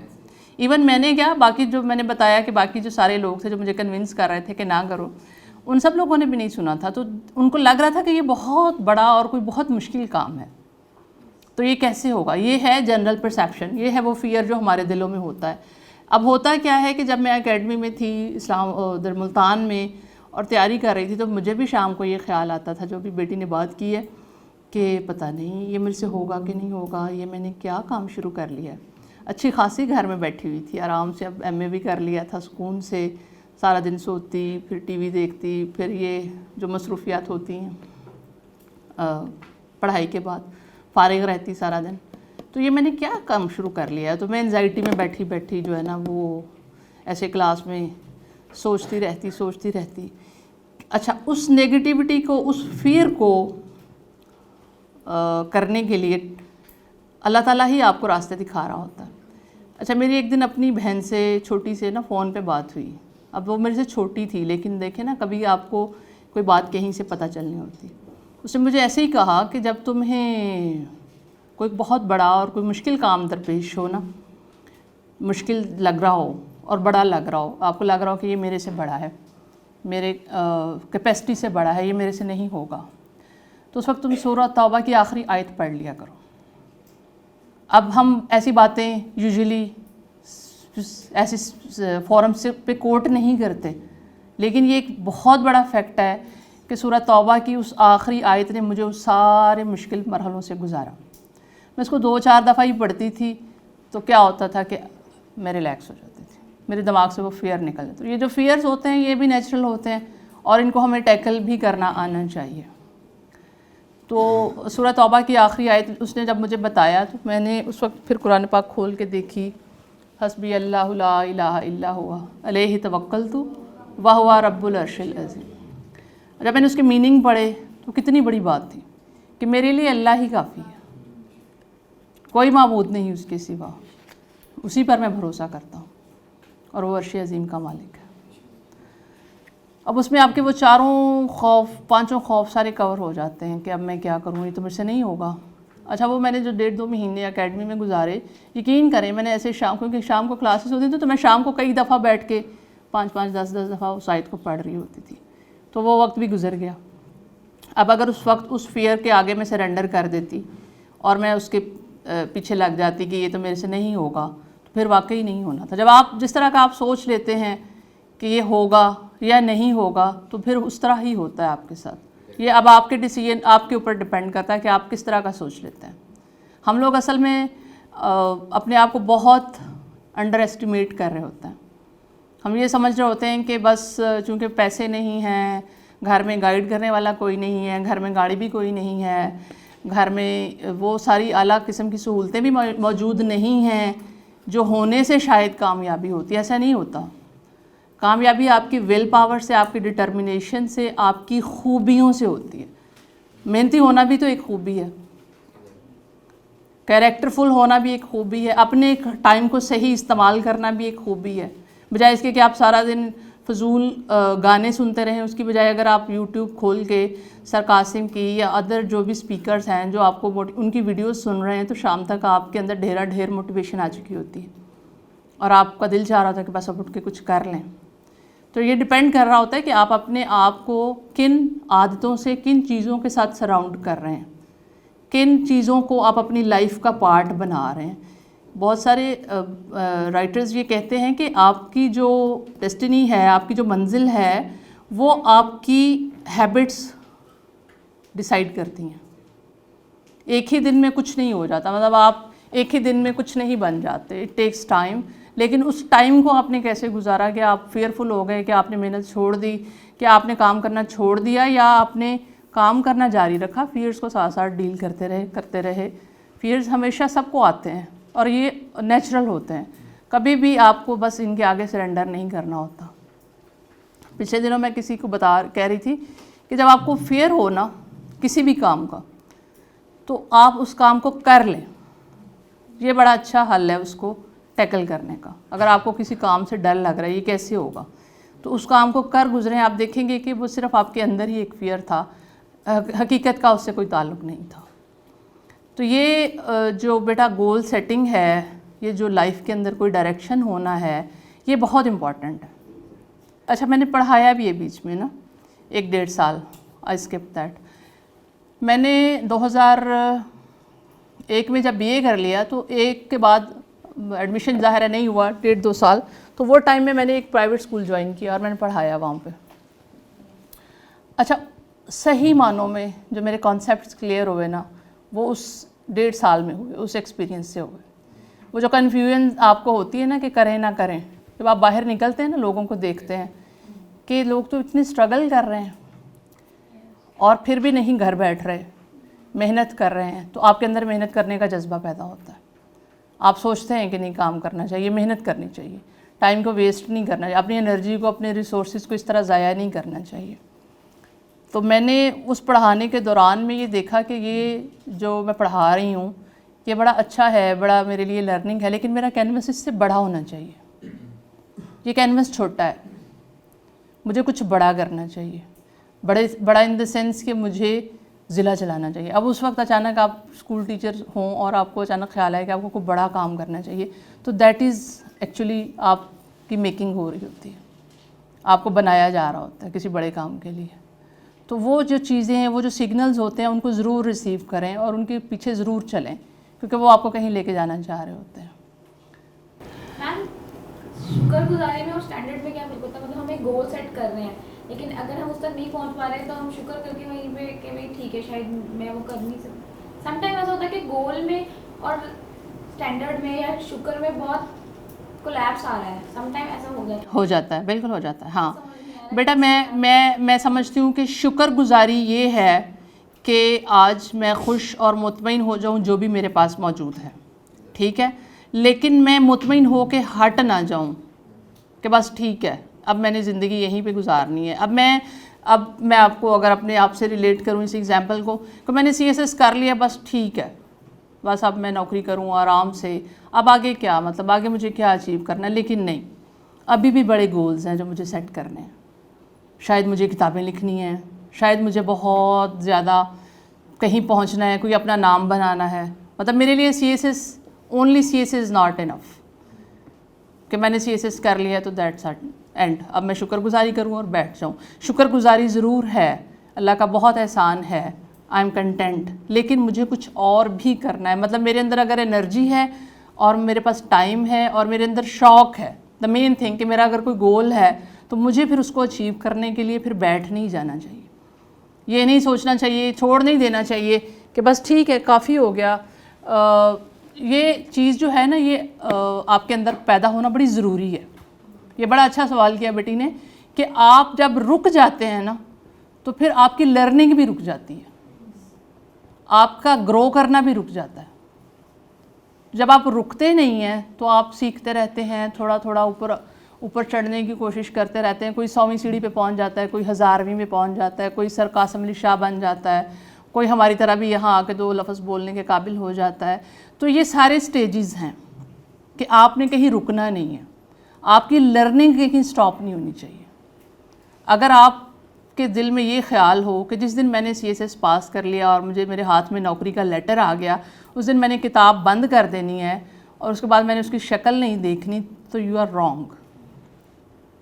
इस चीज़ को आज ही क्लियर कर लें, अभी क्लियर कर लें, ये आप सबके लिए बहुत एक लाइफ चेंजिंग लेसन होगा। किताब और लर्निंग ऐसी चीज़ है जो हमेशा साथ चलनी है, और फिर आप देखेंगे कि आपके रास्ते भी नए नए निकलेंगे, मंजिलें भी नई नई निकलेंगी, ऐसे ऐसे इम्कानात पैदा होंगे जिनका कभी शायद आपने सोचा भी नहीं होगा। अभी यहाँ पे बैठ के हमें लग रहा होता है कि क्या इम्कानात होंगे, लेकिन आपकी जस्तजू के ऊपर डिपेंड करता है। मैम आप अपने गोल्स किस बेस पे सेट करते हैं? बेटा मैं अपने गोल्स के लिए सबसे जो बड़ी मेरे लिए मोटिवेशन होती है वो ये होती है कि मैं क्या करना चाहती हूँ। मतलब व्हाट डू आई लाइक, मुझे क्या करना अच्छा लग रहा है, मुझे क्या करने का शौक़ है। मतलब समझ रहे हैं ना, ये चारों पांचों एक ही चीज़ की मुख्तलिफ शक्लें हैं। आपको शौक़ हो, आपको वो काम अच्छा लगता हो, आप करना चाह रहे हों। अब मुझे बुक रीडिंग का शौक़ है तो मैं बहुत सारी किताबें पढ़ती हूँ, हर वक्त पढ़ रही होती हूँ। कोई ना कोई किताब मेरी गाड़ी में भी पढ़ी होती है, घर में बिस्तर के पास भी पढ़ी होती है। मैं हर जगह एक बुक अवेलेबल रखती हूँ, खुदा न खास्ता कहीं पे भी पढ़नी पड़ जाती है। तो ये शौक़ अगर हम पैदा ना करें, अगर हम बुक के लिए इतने पागल ना हों, हमारी माशरे की एक बदकिस्मती ये भी है कि हम किताब के लिए पागल नहीं हैं, ठीक है ना। तो हमें किताब के लिए पागल होना पड़ेगा, हमें ऐसे होना पड़ेगा कि दिन रात, ये जितने भी बड़े लोग हैं, सर कासिम अली शाह को ले लें, जितने भी बड़े लोग हैं, आप उनके घरों में चले जाएं, 5-5 हज़ार किताब पढ़ी होगी उन्होंने, 6-6 हज़ार किताब वो उनकी आंखों से, उनके हाथों से गुज़र चुकी हुई है। फिर जाके आप कुछ बनते हैं जिसका माशरा फिर मोतरफ हो जाता है। तो ये चीज़ जो है, ये जो लर्निंग है, ये कभी भी रुकती नहीं है बेटा, इसको आपने रोकना ही नहीं है। Every new day is bringing something new, जो आपके लिए कुछ सीखने के लिए नया लेके आ रहा है। तो अगर आप ओपन अप हो जाएंगे लर्निंग के लिए, बुक रीडिंग के लिए, सीखने के लिए, ये तीनों चारों एक ही चीज़ की शक्लें ना। सीखते हैं आप, अभी भी शायद आप कोई 2 बातें सीख के चले जाएं शायद, तो दिस इज़ लर्निंग। आप कोई बुक पढ़ रहे हैं, उसमें से आप कोई नई बात सीख लें, दिस इज़ लर्निंग। आपने कोई वीडियो देखी, कोई टीवी देखा, कुछ ऐसा आपने प्रोग्राम देखा, कुछ आपको ऐसे अचानक से कोई चीज़ क्लिक की, दिस इज़ लर्निंग। अब जब इतने हो जाएंगे लर्निंग के पीछे, जो मैंने पहले एक वर्ड यूज़ किया, तो फिर आप लोग देखेंगे कि आप के अंदर से वो तमाम चीज़ें फिर बाहर निकलेंगे, फिर अपॉर्चुनिटीज़ निकलेंगी, फिर आप बड़े बड़े कारनामे सर अंजाम देंगे। कंट्रीब्यूशन एंड सक्सेस की डेफिनेशन क्या है? मैंने 2 टर्म्स को डिफाइन कीजिए। Contribution, success. सक्सेस तो बेटा मेरे ख़्याल में एक तो हमारी पर्सनल डेफिनेशन ऑफ सक्सेस होती है कि मैं कहाँ खुश हूँ, कहाँ मुतमईन हूँ, सेटिस्फैक्शन। अगर मैं ये सारा कुछ करके भी अगर दिल के अंदर ना खुश हूँ तो आई एम नॉट सक्सेसफुल, ठीक है ना। तो सबसे पहले तो आपके अंदर वो कंटेंटमेंट, वो इत्मीनान, वो खुशी आनी चाहिए कि मैं। और दूसरी चीज़ ये कंट्रीब्यूशन जो है, आप कंट्रीब्यूशन ही बोल रहे हैं ना, ओके। कंट्रीब्यूशन तो बेटा आप हर वक्त कर रहे होता है, ऐसे आप अगर वो एटीट्यूड बना लेते हैं ना लर्निंग वाला, तो फिर आप हर वक्त किसी न किसी की लाइफ में अपने पॉजिटिव एटीट्यूड से कंट्रीब्यूट कर रहे होते हैं। कोई उसको बात सिखा के कंट्रीब्यूट कर रहे होते हैं, कभी किसी बंदे को वो आपसे मशवरा करता है तो आप कंट्रीब्यूट कर रहे होते हैं। इवन आप अपनी लाइफ में, अपनी सर्विस में, जैसे अभी हम जॉब करें, दैट इज़ अ कंट्रीब्यूशन। अगर मैं उसको सही तरीके से करूं, अगर मैं वहाँ ईमानदारी से काम करूं, मेरिट पे फ़ैसला करूं, हकदार को उसका हक दूं, इंसाफ के साथ फ़ैसला करूं, दैट इज़ कंट्रीब्यूशन। और अगर मैं तमाम चीज़ें उसके ऑपोजिट करूं तो फिर वो कंट्रीब्यूशन नहीं होगा। लेकिन अगर मैं वो तमाम चीज़ें जो मुझे करनी चाहिए और वो मैं कर रही हूँ तो दैट इज़ अ कंट्रीब्यूशन। अपनी अब तक की लाइफ से आप कितना मुतमईन हैं? अल्हम्दुलिल्लाह बहुत मुतमईन हूँ। 100%? अल्लाह का बहुत एहसान है बेटा। मैं समझती हूँ कि इतना एहसान है, आप अपने आप को देखते हैं और फिर आप अल्लाह ताला की नेमतों को देखते हैं तो आप समझते हैं कि ये सिर्फ़ अल्लाह की मेहरबानियाँ ही हैं, बंदा इस काबिल नहीं था। मैं इतना मुतमईन हूँ और हमें इतना ही मुतमईन होना चाहिए कि अल्लाह ताला के एहसानात से ही हम यहाँ तक पहुँचते हैं, आगे भी वही हमें लेके जाएगा। और ये जो स्पेस और स्पेस से मुतालिक वीडियोस होती हैं ना, कभी कभी देखा करें। कभी देखते हैं, कभी कभी देखा करें। ये जो आपका ईमान है ना, वो साइंस बहुत मजबूत कर देती है। आपके ईमान में, आपके ईमान की मजबूती में साइंस का बहुत बड़ा रोल है। आप जब स्पेस और साइंस की बनाई हुई चीज़ें देखते हैं ना, हालांकि सोशली या हम डिस्कशंस में समझते हैं कि शायद ये दो अपोजिट चीज़ें हैं, लेकिन असल में मैं समझती हूँ कि साइंस आपको अल्लाह ताला के करीब लेके जाती है। वो मार्स की तस्वीरें देखी है ना किसी ने, और जब आप गैलेक्सीज को देखते हैं, जब आप सितारों को देखते हैं, जब आप उन इम्कानात को देखते हैं जो खुदा इतना कुछ, इतना वसी और अरीज़ निज़ाम पैदा कर सकता है कि आपको कुछ नहीं बना सकता। ऐसा ही है ना। तो ये आपका ईमान जो है लाखों गुना बढ़ जाता है। जी बेटा, घर में से किसी ने नहीं कहा। ये अच्छी बात थी कि घर में से किसी ने नहीं कहा, और आपका घर आपकी सबसे बड़ी जो है वो सपोर्ट सिस्टम होता है। जब घर आपको ये कहे कि चुप करके बैठ जाओ तो फिर आप चुप करके बैठ जाते हैं। लेकिन अगर घर आपको सपोर्ट करे और घर कहे कि तुम जो चाहो कर सकती हो, तुम्हें आज़ादी है, तो फिर आप अपने नए नए उफ़क़ जो है वो दरियाफ्त करते हैं, नई नई मंजिलों तक पहुंचते हैं। तो घर वालों में से किसी ने नहीं कहा, बाहर वालों की मैंने सुनी नहीं। क्योंकि घर आपको जो एतमाद देता है वो आप सारी ज़िंदगी, आपके फादर जो आपको एतमाद देते हैं वो आप सारी ज़िंदगी साथ लेके चलते हैं कि आप। और फिर मैं समझती हूँ जहाँ मैं इतना शुक्रगुज़ार होती हूँ कि मुझे इतने सपोर्टिंग पेरेंट्स मिले। मेरे पेरेंट्स बहुत प्राउड फील करते हैं कि हमें ऐसी बेटी मिली कि इतनी, जिसने अपनी मेहनत से, अपने अज़्म से, अपने जिसको कहते हैं कि डिटर्मिनेशन से, क्योंकि अपॉर्चुनिटीज़ तो उन्होंने सारे बहन भाइयों के लिए इक्वली क्रिएट की थी, तो उसमें से कहीं निकल के अलग हो जाना और अपनी एक अलग पहचान बना लेना और सारे ख़ानदान के लिए एक पहचान बना देना, तो वो कोई एक करता है, घर में से ज़्यादा भी कर लेते हैं माशाल्लाह। तो वो चीज़ जो थी वो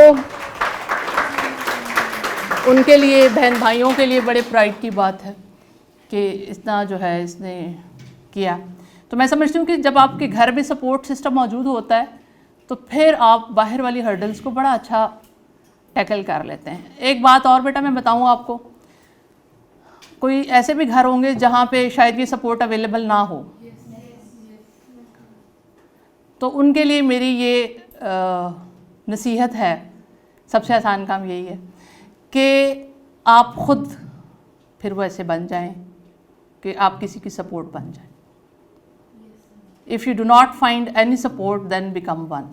मैम एक फेवरेट कोटेशन है मेरी, be the one who you needed when you were younger. हाँ, तो वो बन जाएं जो आपको नहीं मिला, तो वो कड़वाहट ना उतारें अपने अंदर कि मुझे ये चीज़ क्यों नहीं मिली। आप बन सकते हैं, आप इर्द गिर्द देख रहे हैं। अब तो मैंने कहा ना, आपके पास माशाल्लाह अपॉर्चुनिटीज़ हैं, आप लोगों के पास वो सारे वसाइल हैं, वो चीज़ें हैं कि आप अपनी लर्निंग को दिन रात दुगना चुगना और महीनों में कहीं का कहीं लेके जा सकते हैं।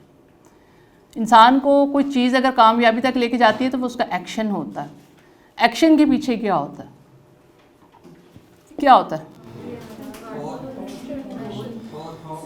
थॉट के पीछे क्या होता है? डिटर्मिनेशन होती है। आप डिटर्मिन्ड होंगे, क्योंकि एक्शन में आप हमेशा एक जैसे तो नहीं रह सकते, हमेशा एक जैसे रहते भी नहीं है, मोटिवेशन लेवल भी एक जैसा नहीं रहता, लेकिन आपकी एक्शंस, आपके पीछे जो डिटर्मिनेशन है कि ये मुझे करना है, ऑफ ट्रैक भी आप हो जाते हैं कभी कभार, फिर वापस ऑन ट्रैक हो जाते हैं, फिर वापस आ जाते हैं। उससे क्या होता है कि आप वो जो ऑन ट्रैक ऑफ ट्रैक की जंग है उसमें फाइनली एक दिन आप ही जीतते हैं, ठीक है ना।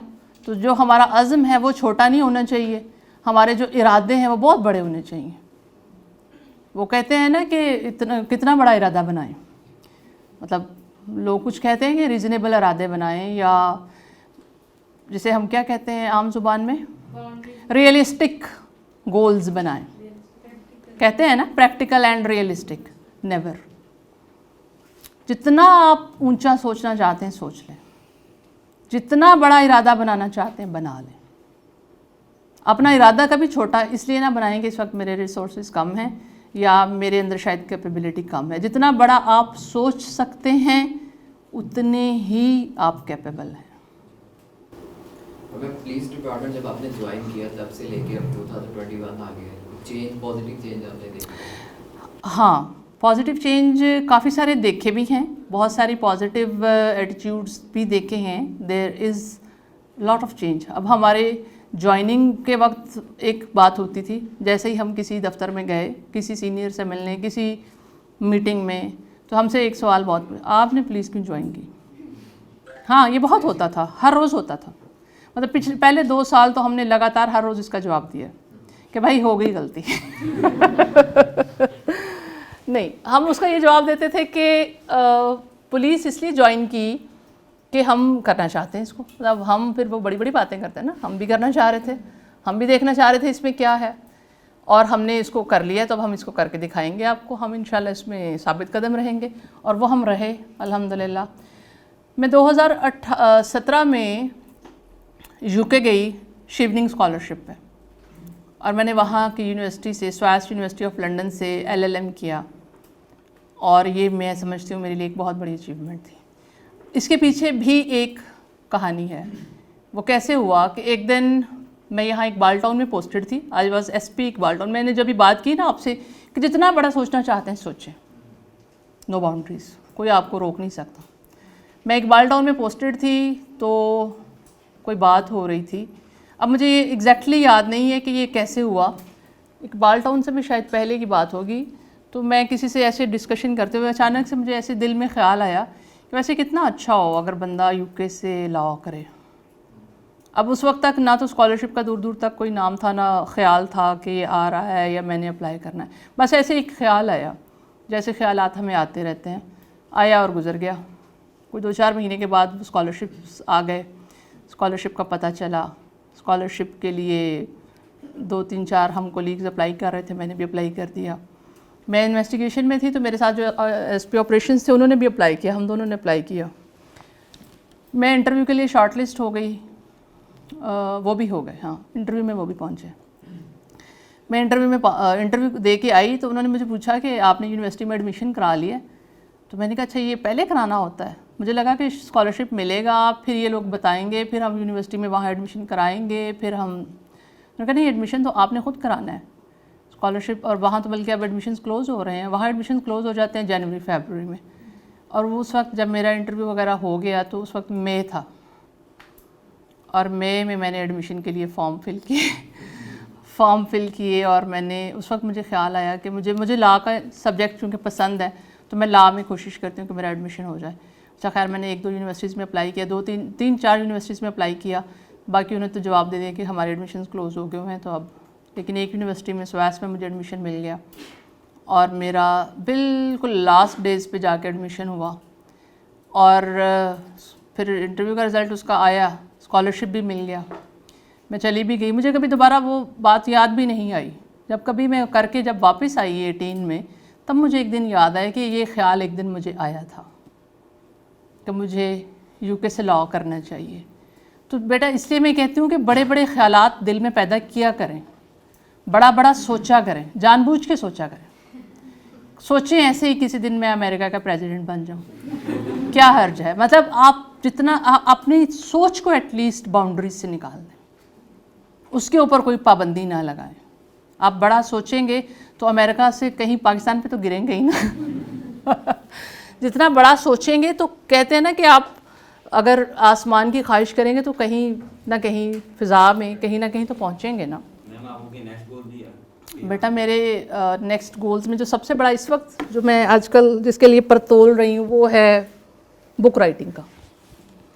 तो मुझे बड़े बचपन से शौक़ था कि मैं किताबें भी लिखा करूँ, मतलब बचपन इन द सेंस के स्कूल कॉलेज में। तो मैं अपने अब्बू से इस तरह के ख़यालात का इजहार किया करती थी, तो वो कहा करते थे बेटा तुमने किताबें भी लिखनी है।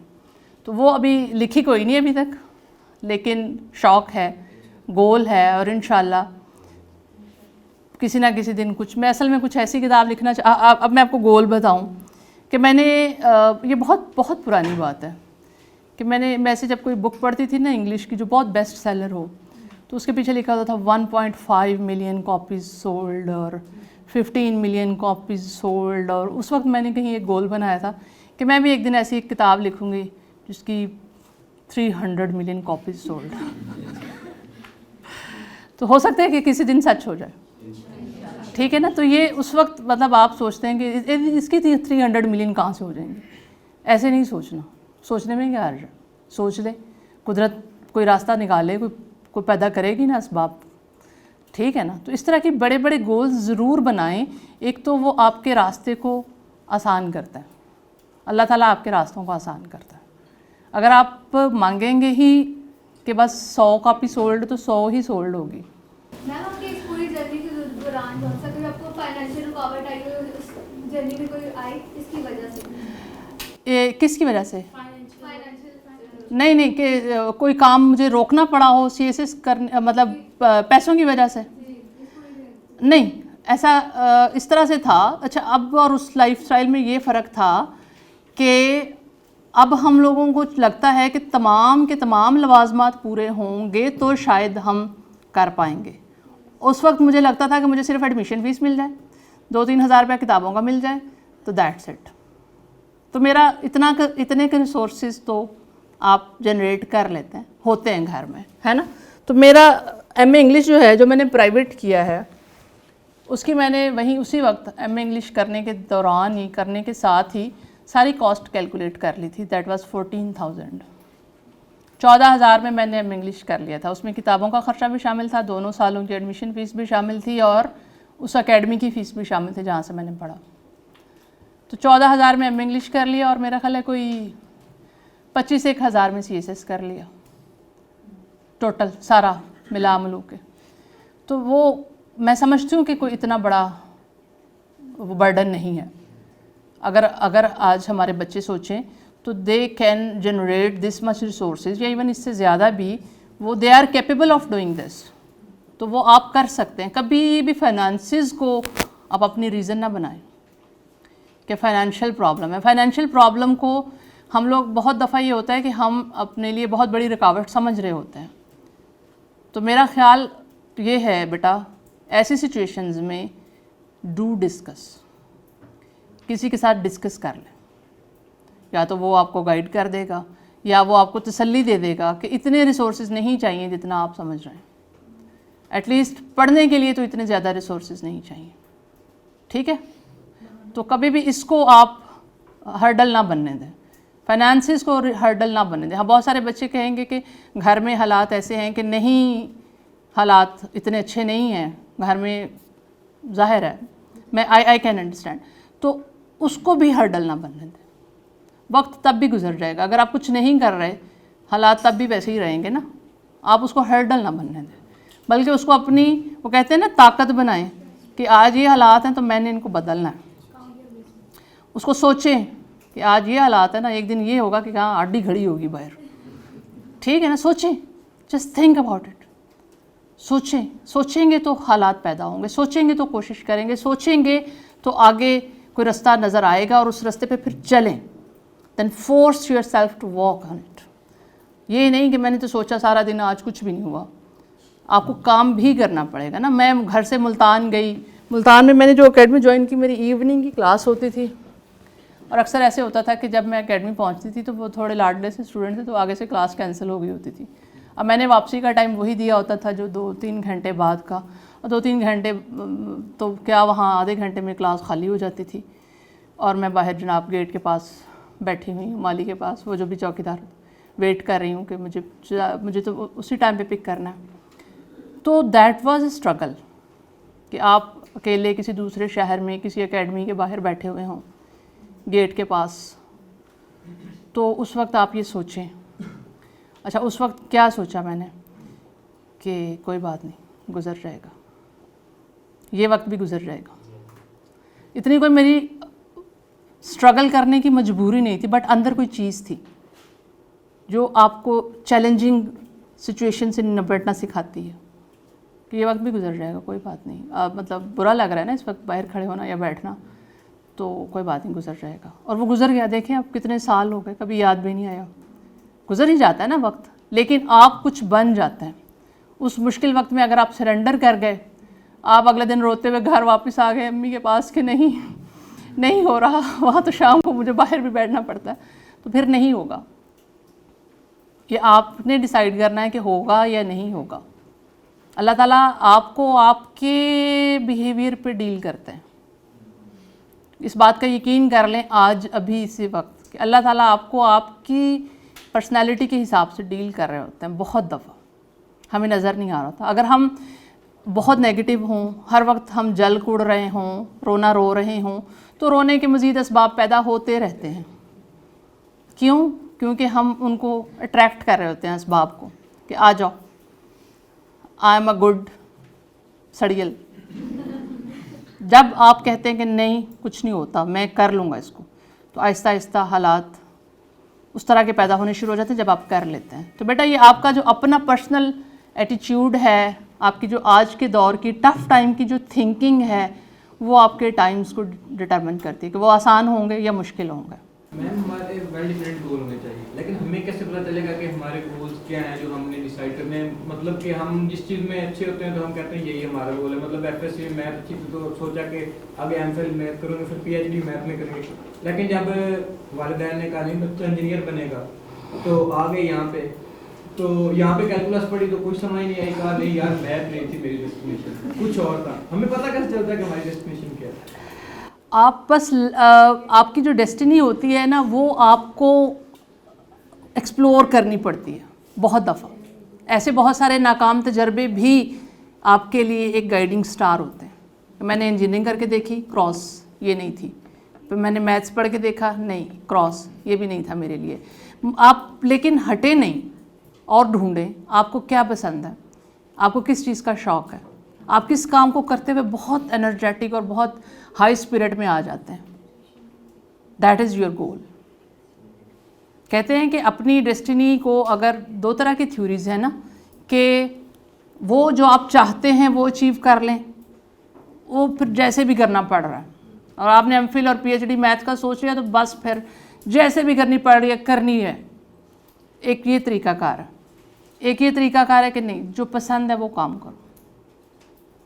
कुछ लोग होते हैं जो कहते हैं कि बस अब ये सोच लिया, ये ठान लिया, तो अब यही करना है, अच्छा लगे बुरा लगे जो लगे बस करना है ना। और दूसरी थ्योरी जो है वो कहती है कि नहीं, अपनी पसंद का काम ढूंढो। आप किसी काम के लिए पैदा किए गए हो, वो काम क्या है। अब वो काम इस तरह ही ढूंढा जा सकता है कि जिस काम को करते हुए यू फील जस्ट सुपर। कुछ काम ऐसे भी होते हैं ना कि हम उनको करते हुए बहुत हाई फील करते हैं, बहुत अच्छा फील कर रहे होते हैं। तो वो काम बेसिकली आपके करने के होते हैं, उसमें अपनी अपॉर्चुनिटी ढूंढें, उसको अपनी फिर मकसद बनाएं। अब ये कैसे डिस्कवर होगा, अब आप कहेंगे नेक्स्ट क्वेश्चन कि ये कैसे डिस्कवर होगा। You have to think about, आपको सोचना पड़ेगा, आपको अपने आप को एक्सप्लोर करना पड़ेगा कि मैं किस काम को करते हुए बहुत ज़्यादा एक्सॉल्टेड फील करता हूँ। अगर आपने ढूंढ लिया तो वेल एंड गुड, और अगर आप बैठे ही रह के काम ही खुद आए, वो ही मुझे बताए कि तुम मुझे पसंद करते हो तो नहीं होगा। काम कभी भी चल के नहीं आके आपको बताएगा कि मैं आपका पैशन हूँ। सर कासिम की एग्जांपल हमारे सामने, मैं देखती होती हूँ, उन्होंने CSS भी पास किया माशाल्लाह, 34th कॉमन से, मेरा 36 कॉमन है। उन्होंने CSS भी पास कर लिया, ऑडिट एंड अकाउंट सर्विस भी ज्वाइन कर ली, लेकिन उन्हें लगा कि नहीं ये मेरा काम नहीं है, मुझे ये काम नहीं करना। फिर क्या हुआ, फिर क्या वो घर बैठ गए, फिर उन्होंने वो काम किया जो उनका काम था, जो उन्हें लगा कि ये मेरा काम है। आपको अपने पैशन को जब आप एक्सप्लोर कर लेते हैं फिर उसमें हार्ड वर्क करें, क्योंकि उसका होता ये फ़ायदा है कि वो हार्ड वर्क आपको हार्ड वर्क भी नहीं लगता। जिस काम के लिए आप पैशनेट होते हैं उसमें आप 12 घंटे भी काम करते रहें तो आपको थकावट महसूस नहीं होती, आपको बुरा नहीं लगता, आपको उलझन नहीं होती, तो काम वो वाला काम आपको थकाता भी नहीं। दैट इज़ योर पैशन, तो उसको एक्सप्लोर करें। जी बेटा। मैम आपने अपने रोल को जस्टिफाई करने के लिए वो तो कर लिया, लेकिन उसको अपने डिपार्टमेंट में जस्टिफाई करने के लिए जो आपके सर्वियंट्स थे, आपके अंडर काम करते थे, कुछ ऑफ ट्रैक भी होंगे, मतलब इस तरह होता है ना, सर कॉलेज में तो सुना भी हुआ काफ़ी ज़्यादा होते हैं, सॉरी नहीं कोई बात नहीं बेटा। मैं उनके लिए आप कैसे सोर्स ऑफ मोटिवेशन बनी और उनको आप कैसे लेके आए, क्योंकि आपने अपना रोल जस्टिफाई पर्सनल एग्जाम्पल से, पर्सनल एग्जाम्पल से बेटा, आप जो चाहते हैं कि मेरा बच्चा, मेरा सबॉर्डिनेट, मेरा ये जो बंदा मेरे साथ जो भी कोलीग काम कर रहा है ये इस तरह से बिहेव करे, तो मैं आप ख़ुद उसको करना शुरू कर दें। If I want them to be honest and I have to be honest, मुझे पहले ऑनेस्ट बनना पड़ेगा। अगर मैं चाहती हूँ कि वो मेरिट पे फैसले करें तो मुझे उनके सामने हर फैसला मेरिट पे करना होता है। मैं वो करती हूँ, मैं उन्हें कभी नहीं कहती हूँ कि मेरिट पे फैसले करो, लेकिन मैं हमेशा जब मेरिट पे फैसला करती हूँ उन्हें समझ आ जाती है, 2-4 दफ़ा में ही समझ आ जाती है कि मेरिट से ज़रा इधर उधर हुए नहीं तो बस फिर गए। तो वो होता क्या है, आहिस्ता आहिस्ता आपकी पर्सनल एग्जाम्पल आपके नीचे ट्रिकल डाउन करती है कि आप किस तरह की पर्सनैलिटी है, और यही मोटिवेशन भी होती है। अच्छा, मैंने एक चीज़ जो थोड़ी सी रिलेटेड भी है आपके क्वेश्चन के साथ, जब मैंने सर्विस ज्वाइन की एज ए पर्सनैलिटी मैं I was kind of soft spoken और बहुत कोई जाबिर किस्म की मेरी वो नहीं थी। पर तो जब मैंने ज्वाइन की सर्विस तो I gave respect to my subordinates. तो मेरे ऑफिस में जब तफ्तीशी हजरात लाते हैं, पार्टियां मुझे सुनवाते हैं, मुझे फ़ैसला करना होता है, तो पार्टियां बैठी होती हैं तो मेरा तफ्तीशी भी कुर्सी पे बैठा होता है। उससे क्या होता है, तफ्तीशी goes home with the image के मैडम ने मुझे रिस्पेक्ट दी। वो थाने में जाता है तो वो कुछ ना कुछ उस रिस्पेक्ट में से आगे पास ऑन करता है। तो अगर मैंने उसे खुदा न खास्ता बुरा भला कह के, बहुत कोई उसको बेइज्जत करके और उसकी माँ बहन एक करके उसको घर भेजा हो, तो ही doubles it with the public. वो उसको पब्लिक के साथ जाके पूरा करेगा हिसाब। मैं भक्कर में थी, आई वॉज DPO भक्कर, तो मैंने मेरे SHOs जब आते थे तो वैसे चेयर पे बैठे होते थे, पार्टियाँ हम सुन लेते थे, मैं वो चले जाते थे। ग्रेजुअली मुझे पब्लिक की तरफ से रिस्पांस आना शुरू हो गया कि थानों में पब्लिक को अच्छा डील किया जा रहा है, they are being dealt well, क्योंकि they themselves are being dealt well, उनके साथ अच्छा सलूक हो रहा था। मुझे SHO ने कहा, मैडम आपके साथ काम करते हुए ये हुआ, कभी ये नहीं हुआ कि हमने फ़ोन पे आपको कोई वारदात होने का बताया और आपने आगे से गाली गलौज शुरू कर दिया, ये कैसे हो गया, क्यों हो गया, छोड़ूंगी नहीं, पकड़ो, ये वो। आपने हमेशा आगे से ये कहा कि अच्छा चलो ढूंढो, मतलब वारदात हो गई है तो चलो ढूंढो इसको, किसने की है, बंदा पकड़ो, मतलब यू रिमेन वेरी काम। तो उसके क्या हुआ कि हम काम की तरफ फोकस कर लेते थे कि हमने अब वो बंदा पकड़ना है, ढूंढना है।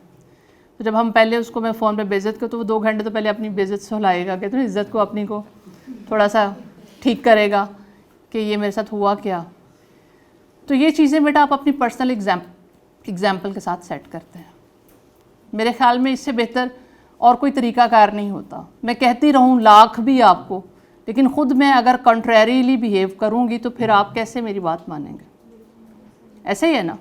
तो आपको मैंने मेरा बताने का बेहतरीन तरीका यही कि मैं खुद करके दिखाऊँ आपको। मैम इसी जगह पर रहकर अगर कोई हमसे ऊपर वाला है, हाँ जो सीनियर हो, वो आपसे इस तरह चाहे कि वो उस तरह बिहेव ना करें, लेकिन आप उस तरह बिहेव करें जैसे वो बोल रहे हैं, आप देख रहे हैं कि वो उस तरह बिहेव नहीं कर पा रहे, तो उस चीज़ को किस तरह, मतलब कि सीनियर्स की बदतमीजी को कैसे बर्दाश्त करती हैं, सादा लफ्ज़ों में? मैं आपको बताती हूँ बेटा। इसमें होता ये है कि जिस लेवल से हम स्टार्ट करते हैं ना एज ASPs, तो उस लेवल पे आके अव्वल तो बहुत बहुत कम लोग ऐसे होते हैं जो आपको ज़ुबानी कोई आपके साथ इस तरह डील करें, हार्शली बात करें या व्हाटएवर, तो भी आप समझ जाते हैं कि अगर कोई करे भी कभी वंस इन ईयर, अगर कोई ऐसा इंसिडेंट हो भी, जब आप ASP होते हैं और SP होते हैं तो आपके जो सीनियर ऑफिसर्स होते हैं वो कभी कर भी लेते हैं ना, आप जाहिर है आप सीख रहे होते हैं, इस वक्त लर्निंग फेज़ में होते हैं, तो वो क्या करते हैं कि आप उस पर ज़रा डीप ब्रीदिंग करते हैं और उसको आप पास ऑन कर देते हैं, मतलब भूल जाते हैं। आपने अपना बिहेवियर तो उसके बिहेवियर की वजह से नहीं ना मतलब मोल्ड करना कि चूँकि आज सीनियर ने मुझे डांटा है तो आज मैंने भी शाम को नीचे से डांटना है। मेरा बिहेवियर तो वो है जो मेरी अपनी ज़ात के अंदर से निकल रहा है, मेरे ख़यालात, मेरे प्रिंसिपल्स, मेरे मॉरल्स जो हैं वो मेरा बिहेवियर डिटरमिन कर रहा है। पता नहीं बेटा मैं आप लोगों को कुछ थोड़ा बहुत कुछ सिखा पाई हूँ या नहीं इस घंटे डेढ़ के सेशन में। जी जी मैम, जब से आपने ज्वाइन किया है कभी आपका एक्सपीरियंस ऐसा हुआ है वो सिंघम टाइप वाला? कौन सा? हाँ, ASP शिप में हुआ था। ASP शिप में चूँकि हम खुद रेड्स पे जाते थे उस वक्त अक्सर हो जाता था, पिस्टल पकड़ा हुआ हाथ में ऐसे जा रहे हैं गले में बड़े मज़े से जनाब। कोई अगर साथ में कोई उस वक्त रिकॉर्डिंग वाला भी होता तो क्या बात थी, वो उसको रिकॉर्ड भी कर लेता।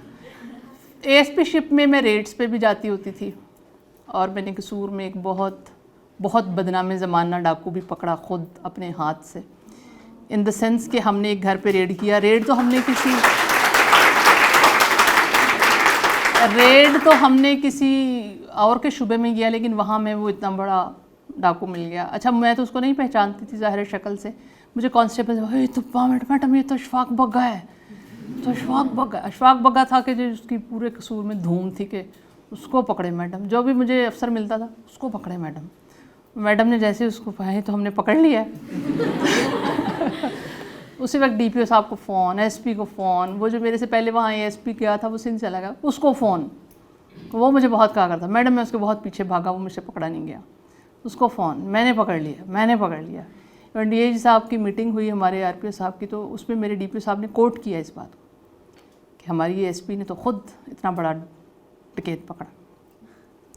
तो इस तरह के कई इंसिडेंट होते थे, लेकिन मोस्टली रातों को घरों में रेड्स करना इतना कोई प्लेजेंट एक्सपीरियंस नहीं होता था, क्योंकि डाकू तो घर पे होता नहीं था, फैमिली की बेचारी की बहुत ज़्यादा वो हो जाती थी।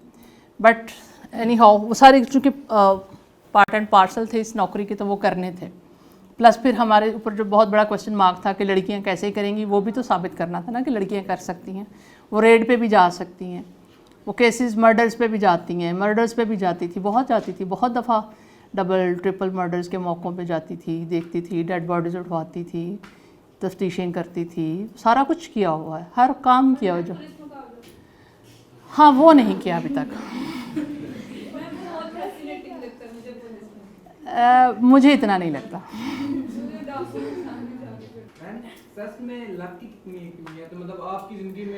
The harder you work the luckier you get, that's it.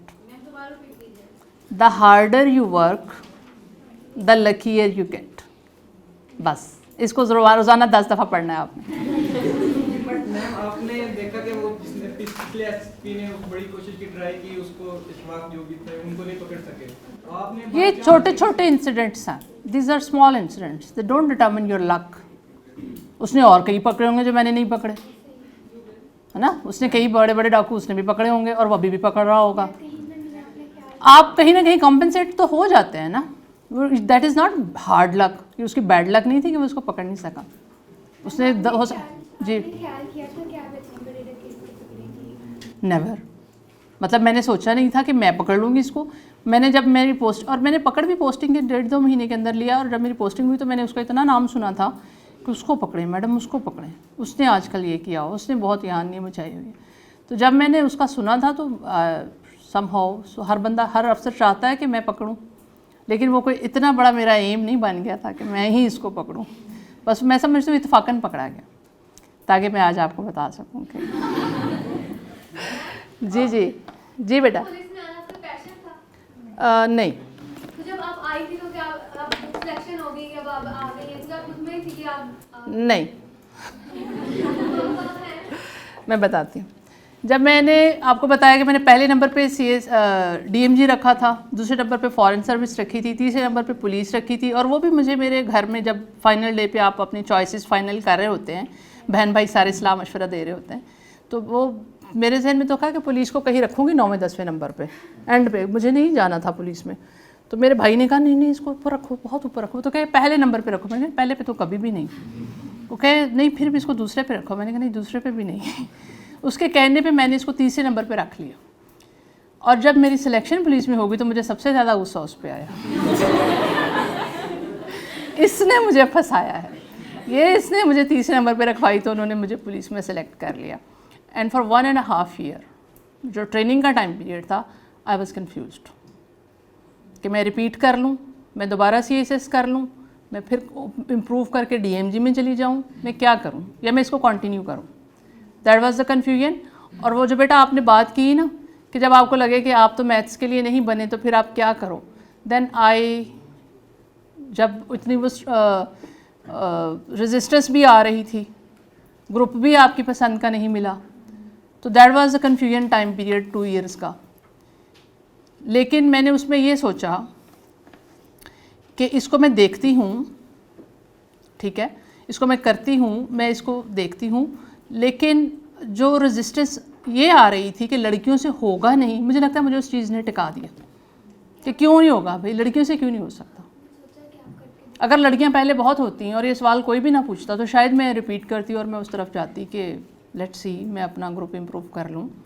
और दूसरी बात ये कि हमारे कल्चर का ये हिसाब है कि यहाँ पे ख़ासतौर पे देहाती इलाकों में पुलिस की बहुत वो होती है कि जी वाह वाह क्या बात है।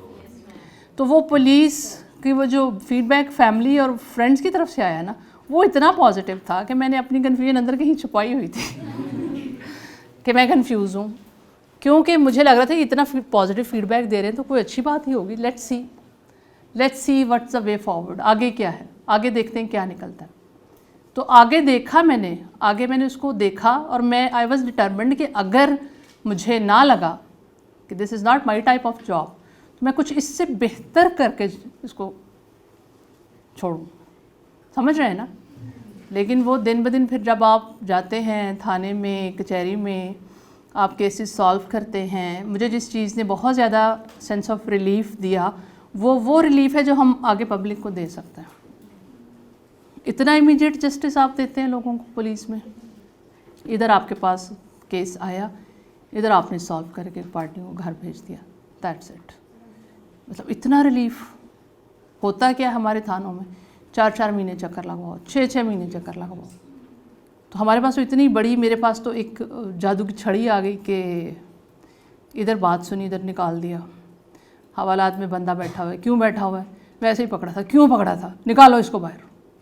मतलब अगर कोई बेगुनाह पकड़ा हुआ है तो वो चीज़ आपको कई घंटे तक खुश रखती थी कि यार ये तो अल्लाह ताला ने आपको को बहुत बड़ा काम दे दिया कि आप लोगों की मुश्किलें आसान कर रहे हैं, आप लोगों के लिए इतने बड़े हेल्पफुल हो सकते हैं। किसी का बच्चा खुदा ना खास्ता नहीं मिल रहा, आप ढूंढ के दे रहे हैं। किसी के घर में कोई मर्डर हो गया, आप उसके कातिल पकड़ रहे हैं। किसी के घर में कोई वारदात हो गई है, आप उसकी रिकवरी कर रहे हैं, उसके चोर डाकू जो भी है वो पकड़ रहे हैं। तो वो जो सेंस ऑफ पब्लिक रिलीफ था, दैट इज़ माय रिवॉर्ड। फिर उस रिवॉर्ड का आपको जैसे चस्का पड़ जाता है, फिर आप काम करते जाते हैं और आप रिवॉर्ड कलेक्ट करते जाते हैं। फिर मैं यहाँ इकबाल टाउन में थी, मैंने 1.5 साल में ये रूल बना लिया। आते ही मैंने पहले दिन अनाउंस कर दिया कि किसी भी बंदे की गिरफ्तारी उसको मेरे ऑफिस में लाए बगैर नहीं होगी। अब ये एक मुश्किल काम था, 10 थाने थे मेरे पास, 10 थानों में रोज़ाना कोई ना कोई 2-4 बंदे तो गिरफ़्तार करने पड़ते हैं ना। तो वो ये कैसे होगा कि मैडम को ला के पहले सुनवाएं, फिर उसको मैडम बताएंगी कि इसको गिरफ़्तार करना है कि नहीं। I actually overburden my self, मैंने अपने आप को बहुत ओवरबर्डन कर लिया। लेकिन उसका फ़ायदा क्या हुआ, कोई बेगुनाह बंदा गिरफ़्तार ना हो। एक दफ़ा वो हो गया तो उस बेचारे की हो सकता है 6 साल जेल में गुजर जाए, उसको कोई छुड़ाने वाला ही ना हो सकता है वो इतना गरीब हो कि वो अपनी ज़मानत भी ना करा सकता हो सकता है कोई उसको बिला वजह किसी केस में फंसा रहा हो जबकि वो उसका गुनाहगार ना हो। वो सारी चीज़ें जब मैं अपने दफ्तर में चेक करना शुरू हो गई, that give a message to the public कि मैडम तो उसी वक्त फ़ैसला कर देती हैं, और जब उसी वक्त फ़ैसला हो जाता है तो उसी वक्त आपकी गुनाहगारी बेगुनाही का फ़ैसला हो गया, आपको रिलीफ मिल गया, आपका केस वाइंड अप हो गया। तो वो वाइंड अप करते करते थानों के अंदर भी इमेज बन गया कि चूँकि मेरे पास इन्वेस्टिगेशन थी तो ऑपरेशंस एक अलहदा विंग है हमारा। ऑपरेशंस एफआईआर से पहले पहले डील करता है केसेस को, फिर जब एफआईआर रजिस्टर हो जाती है तो फिर हम इन्वेस्टिगेशन वाले डील करते हैं। तो मुझे लोग बताते थे कि अब थाने में ऑपरेशंस वाले जब किसी को इस तरह फिरते हुए देखते हैं तो उसको कहते हैं मैडम को जाओ। जब तफ्तीशी उन्हें पल्ला नहीं पकड़ा रहा होता और उनकी बात नहीं सुन रहा होता ना, तो वो कहते हैं कि वहाँ पहुँचो, फौर इंसाफ मुहैया किया जाएगा।